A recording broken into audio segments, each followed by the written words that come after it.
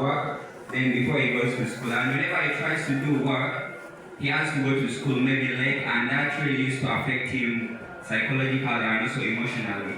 And another effect is, in our community we have a place called the PlayStation, and it's really, okay, like this thing has really taken a lot of children's attention because it's like a video gaming place.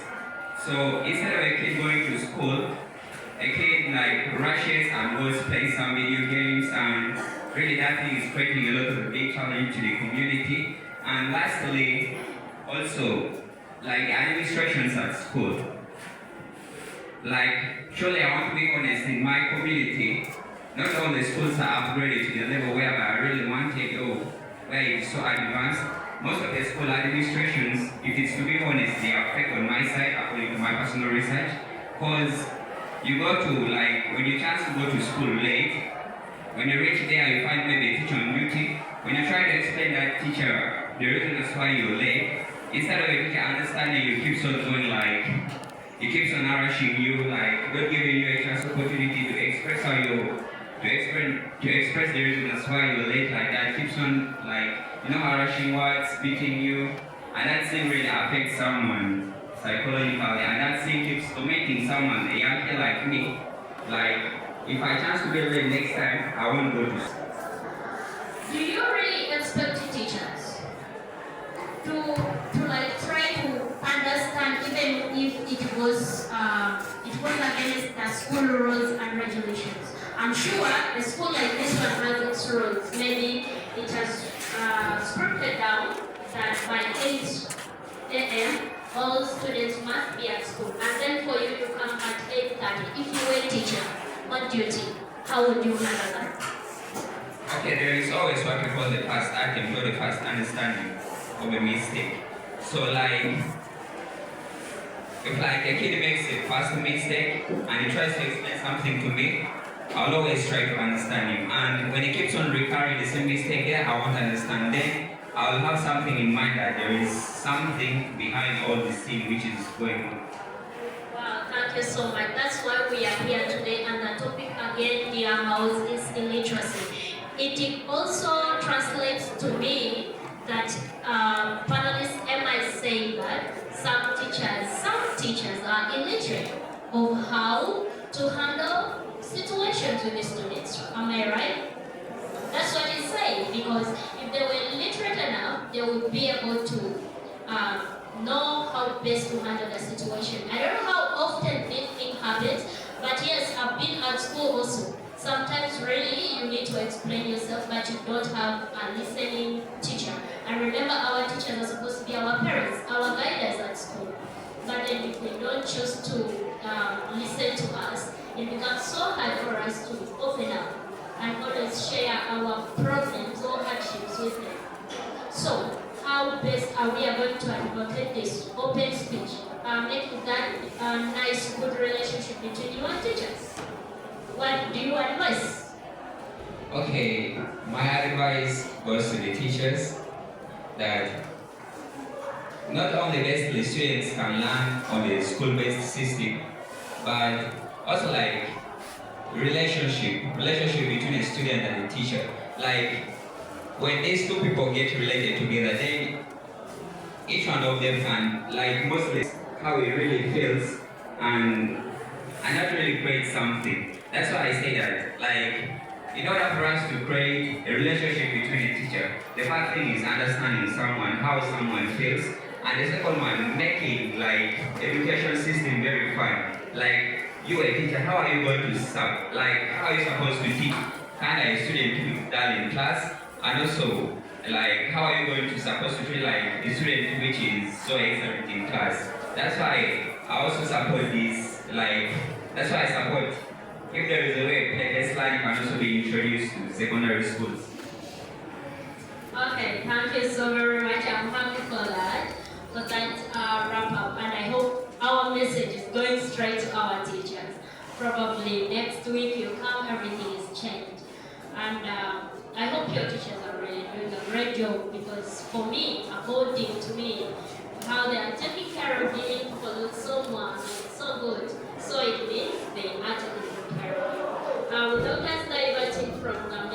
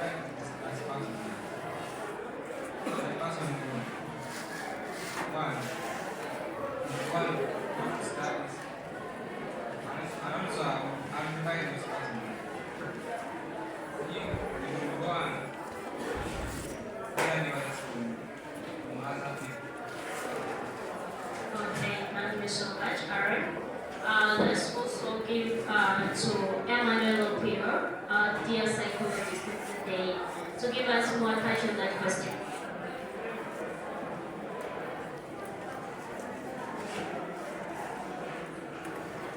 May you please first repeat the question? The question is, what advice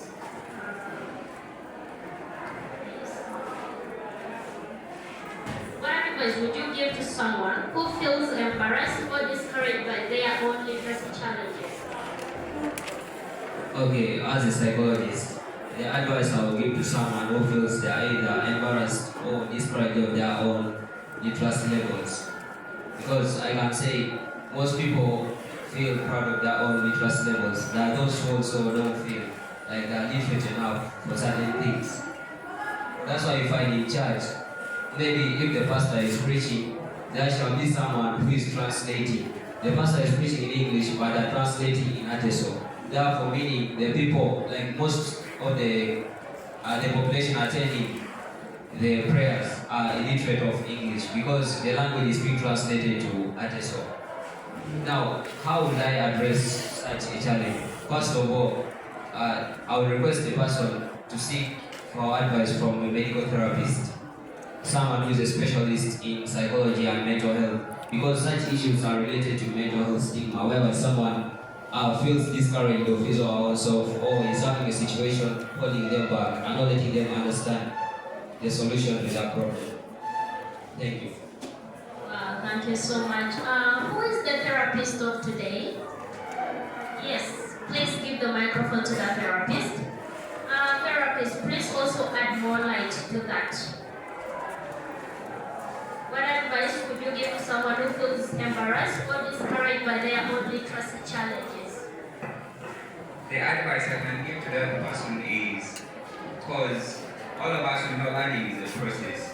No one is like supernatural or excellent that you can learn something in a microsecond.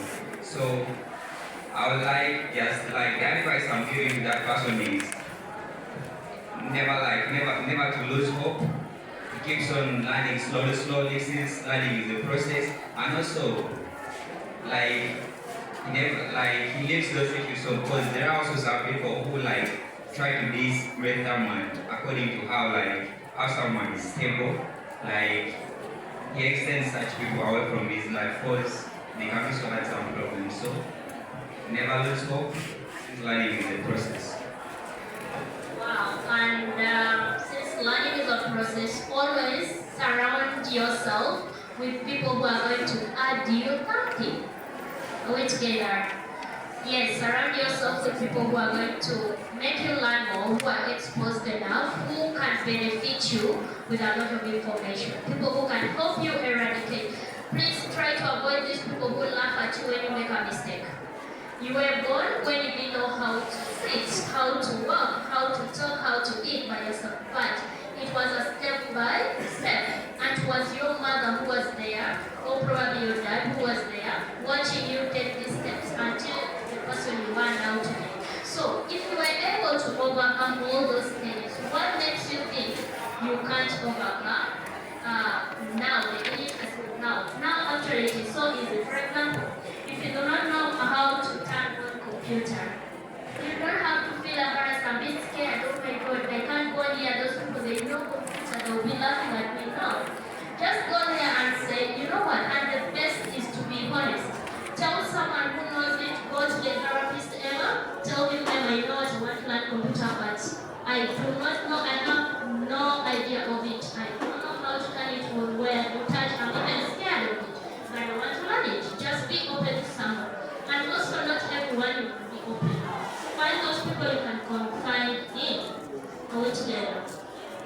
Before I go further, I want any question. I want to welcome any question from the house, from the audience. Please, if you have a question, this is the right time you bring it to the panelists. Ask them a question that is been burning you. Any question you feel you need to ask them. Anything you need to understand, anything you need to inquire, or even educate. If they say something and you're not quite contented with it, this is the right time you ask them. Okay, thank you for the opportunity to wanted. Welcome. My name is Morgan Joshua. This great time, I'm so happy to be with you once more. Actually, I'm very happy to see my artisan teacher in front of him. So now, here are my questions to you, the panelists, and maybe I can call him moderator. One, we are here today discussing about illiteracy. And illiteracy, I want you to explain to me. You are discussing to us as parents or as students. Second question is, it goes to everyone, the panelists. The question is, you were saying that the LC1 is illiterate because he does not know how to write. Then what is the work of a secretary? Another question is about illiteracy. You were saying that illiteracy is when someone does not know how to write, read. Now, like me, I'm a poor man. I'm a poor man.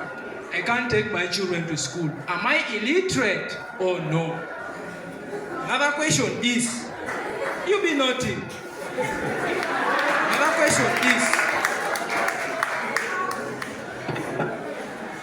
Another question is, do you notice that those teachers are playing their role, right? The work of a teacher is to correct you. When you come late, you have to be beaten. Why? You have gone beyond what? The school rules. If you were there saying that at home they give me a lot of work, report to the office, those teachers will understand. So now you were saying that teachers don't understand. It is you who is illiterate about yourself. Then, imagine, listen, imagine you are a parent. You have somewhere you always go very early in the morning, and you have one child. That child, you have given him or her work to do. And you say, do this work, wake up very early and do this work before you go where? To school. You have gone as early as possible. Maybe let's take it for example as early as 5. And you tell a child, maybe you wake up, I've gone. And a child still continues sleeping and wakes up very late. Then from there, who is illiterate? The child. So we have not to accuse those teachers, because we ourselves, you were saying that the process by which someone does not to read and write, but by the way, that thing is wrong. Because listen this, I am a farmer. I don't know how to read, I don't know how to write. But they are saying that the person who doesn't know how to read, doesn't know how to write, is illiterate. But now, I'm a farmer. I have something like 700 acres of land. I always grow their crops, rare animals, and a day I earn 500 salary. I don't know how to read, don't know how to write. I don't have the time. Am I illiterate? Oh. So for that, I please beg you to answer those questions. Thank you. Others are coming.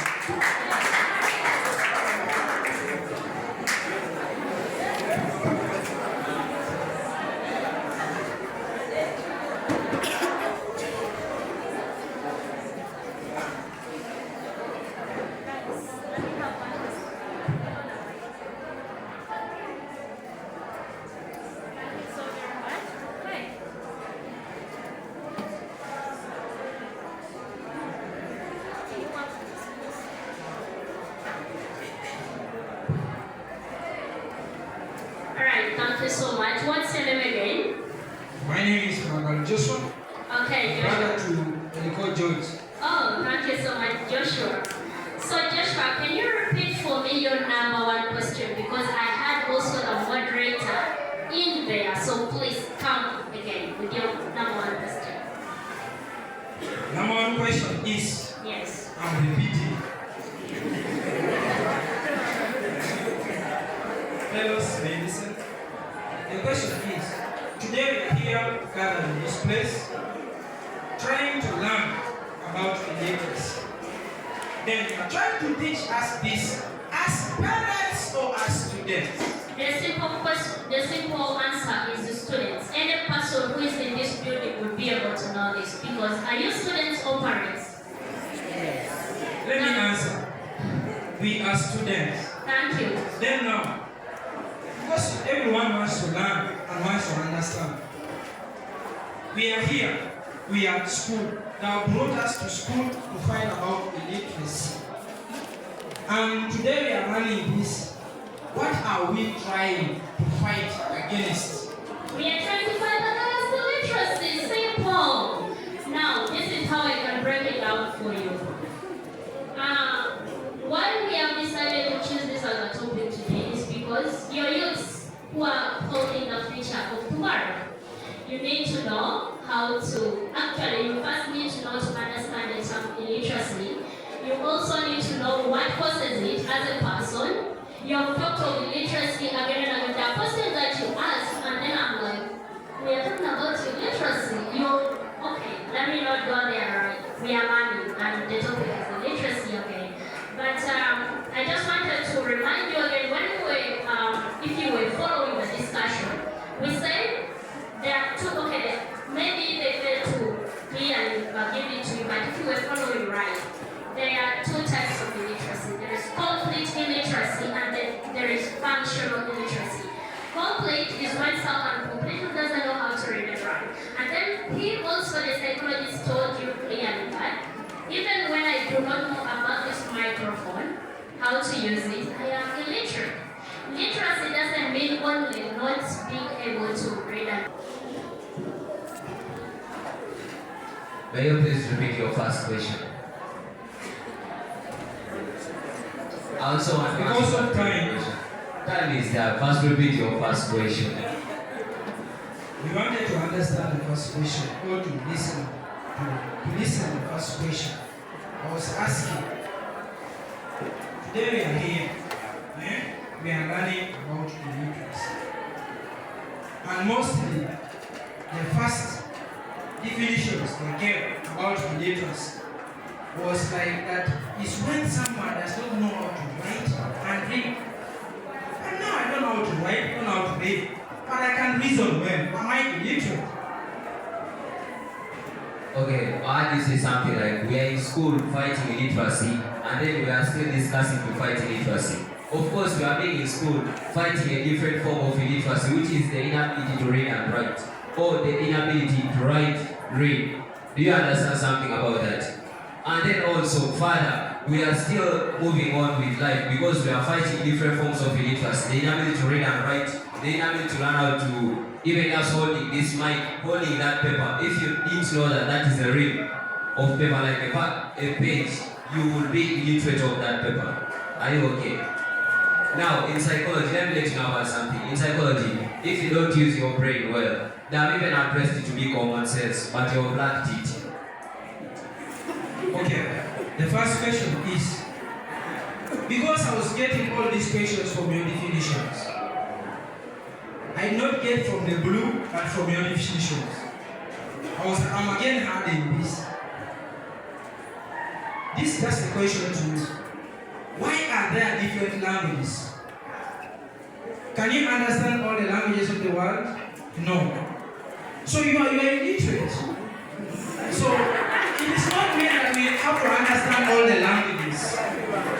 There's a specific language that you understand. There will be a translator to make you know. Thank you. Wait.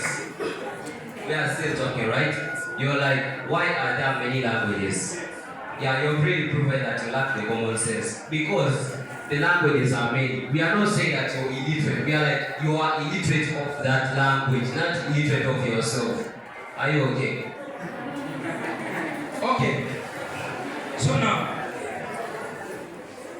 let me add again this one to that very thing.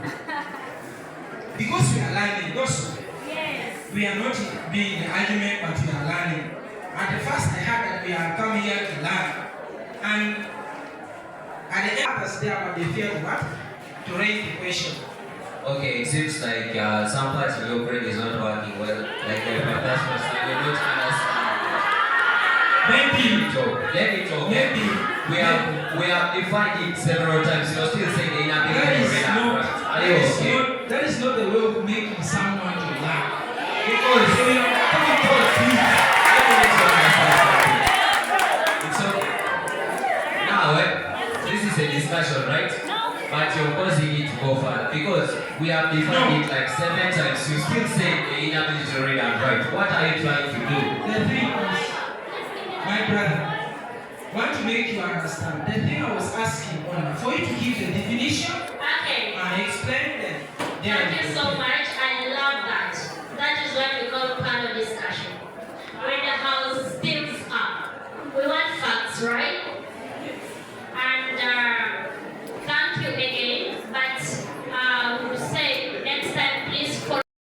The thing is, Yes. maybe now there you understand me. Yes. I was saying Mhm. we are here to learn, not to argue. Yes. And if I ask a question, I want you to explain to me. Mhm. Am I wrong there to ask No, a no, question? no, or no. You're not wrong, but it depends on also the kind of question. As for example, someone asks me, you're speaking to me as a student or as a parent in a school. Does that question make sense to you students? There. Like at school, we are at school, you're putting on uniform, it is a school day, and you ask me, are you speaking to me as a student or a parent? There. Does it really make sense? Please let me correct there. Mm. The question was, because now I'm here at school to fight illiteracy, Yes. and now you have taught me and learned, and I've gone home. My parent, my own parent, is illiterate about my coming to school. So I was now there asking, can you clarify to me, how can I try to fight that to make my parent understand? Thank God, that's why we came with, if you were following again, I remember asking possible solutions to solve illiteracy. How best can we go and reduce illiteracy in our communities? Now, let me break it down for you. You can actually sit with your parents, even in Ateso still. It doesn't have to be in English, and tell them good things about school, good things about illiteracy. Also, actually, first I would ask now, what are some effective ways to reduce illiteracy in our communities? And this question should go to Okwijore, please.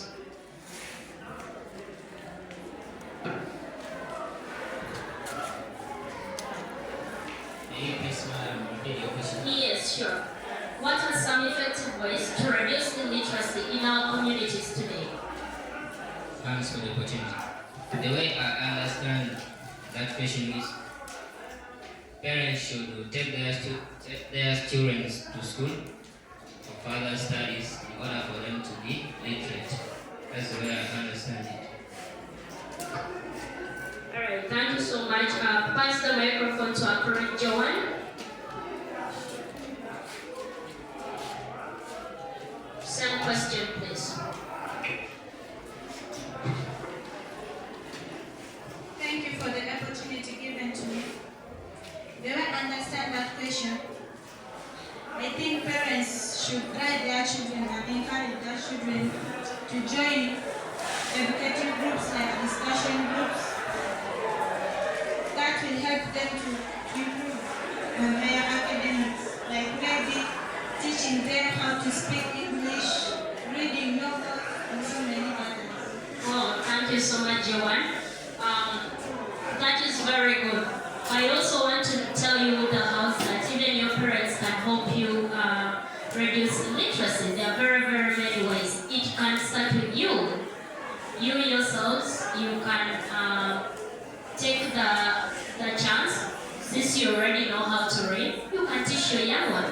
how to write their name. You can start from there. You can also teach your young ones to identify letters. You can start from there. Okay? Yes, let's hear it from Opio Emmanuel, our psychologist of today. He wants to say something.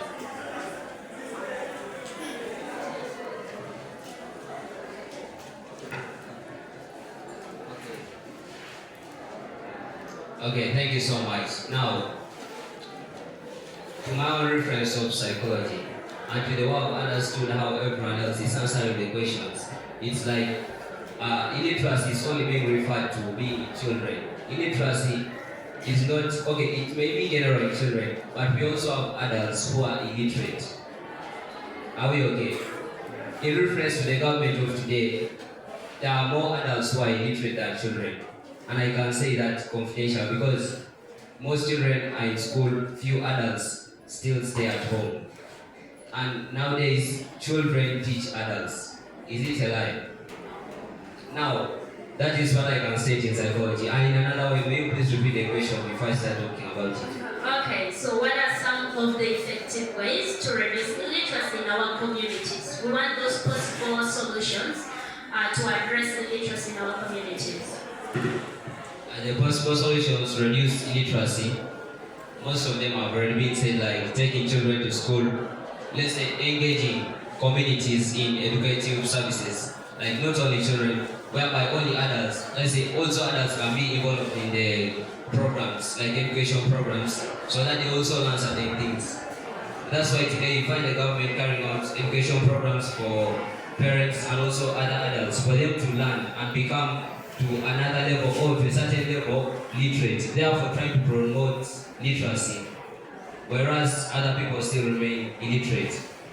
Now in this manner, I would request that, or I would like to say, illiteracy affects individuals in very many ways. Like in a certain manner, you can find illiteracy affects your brain, causes mental health stigma, whereby you are ashamed to talk. Let's say if you were illiterate right now and you don't know what is happening, you wouldn't find yourself seated here, being able to speak like the way we are all speaking. Are we disagreeing? Okay, maybe let me stop here and then I give it to other people to speak. Thank you.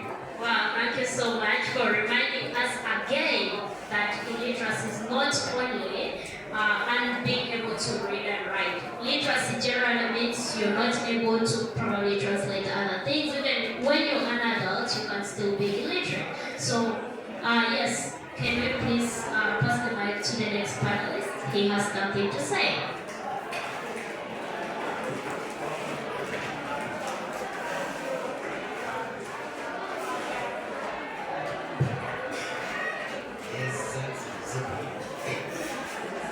First of all, the solution of literacy, as students in our hands, teachers, these are the parents. There is no way we can say that the parents to take their children to school can only the solution of literacy. But yes, they can be in position to take their children to school. You find that on the way. You're also discussing. The child comes. You're also discussing. And goes anywhere else. You capture for me the video. Yes. Coming back. When someone is talking, you capture that person. Maybe in a class there is only one teacher. But again, if she or he comes from the far place to school, and that is a main cause of literacy again in school. And you find that you may come to school from morning up to evening, goes back to home without anything. And that is another cause of literacy. Thank you so much, dear panelists. What's your name again? Can I know your name? Emmanuel Oika Uguaga. Alright, thank you so much, dear Emmanuel. Emmanuel is reminding us the causes of illiteracy. For him, he believes that yes, parents have done their very best by sending their children to school, but then the issue remains unsettled by the teachers. For him, he believes if we had advocated this illiterate thing among or within the teachers, everything would have been settled. Is that what you're saying? Okay. So, yes, we shall dive right into there. The question on the ground was the possible ways we can actually overcome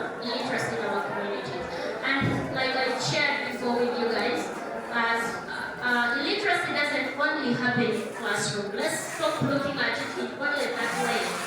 Because I'm sure a lot of people nowadays, a lot of children get to school, even adults nowadays go back to school, but it doesn't mean they stop being illiterate. In one way, or also do research with that person, it's like they have enough content you need to take from them. So you get some notes. Also, illiteracy, I think you can easily address it by first identifying your interests as a person. Like you sit down and be like, okay, I am Emma. Why that? Because you cannot learn how to cook, and then learn how to wash clothes, and then again learn like everything. You cannot really achieve everything. You can't want to be an literate person of medicine. Let's say you want to be a doctor. At the same time, you want to be a teacher. At the same time, you want to be a policeman. It is so next to impossible for you to achieve all that.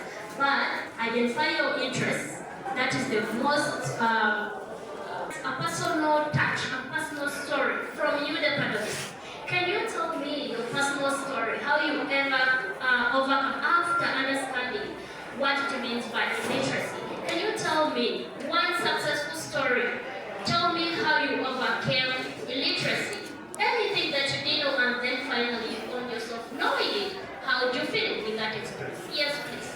Can we personalize your name, and you remind me your area of expertise again? My name is Jessica Tracy, a specialist in literature. My personal story about literacy.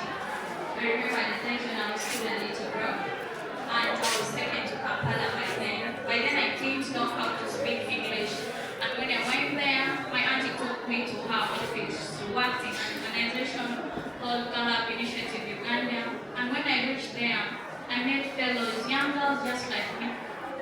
The way they greeted me, I didn't know how, like when they greeted me, hello, I didn't know how to respond. I said hello or hi. So then they started laughing at me. I felt ashamed of myself, but after some time, I also learned about it. When it was even time reading the time, I couldn't read the time. I was really so illiterate, but I kept on learning things slowly by slowly. I could ask her, my auntie, whenever she does something, ask her, auntie, what is this? What's the meaning of this? And that's how I did. Wow, so perfect. I love the story already. Yes, please. Johnson? Samson. All right, Samson, go ahead and tell us your personal story. Okay, for me when I was young, I chose to not study. I chose to be illiterate when I was in PE class. So my father kept on forcing me to school. Yeah, I